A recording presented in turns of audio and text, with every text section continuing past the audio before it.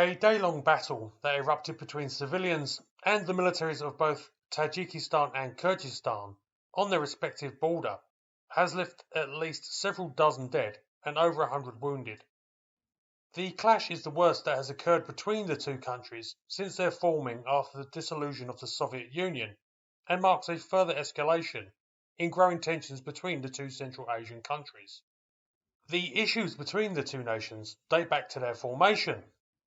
Their borders are, quite frankly, a mess, and large stretches of them are not clearly delineated, and are the subject of long-term talks that don't seem to be getting anywhere quickly.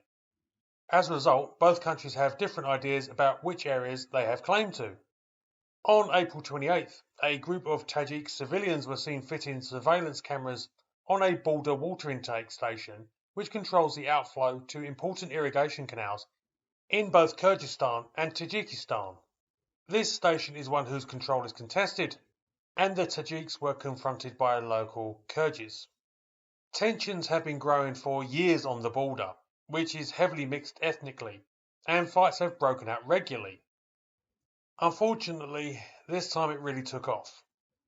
Angry words rapidly turned to thrown stones and punches, and by April 29th had escalated to the border forces of each country engaging each other with machine guns and mortars. Numbers are unclear, but it seems several thousands of civilians, possibly tens of thousands, have fled the border areas as fighting spread.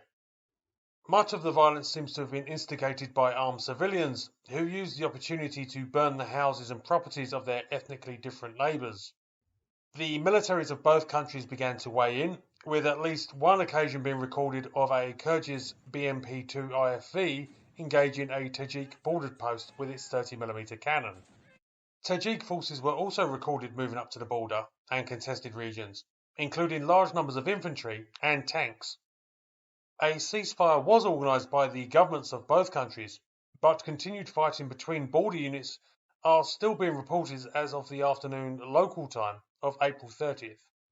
It remains to be seen if this conflict will again simmer down as it has in the past.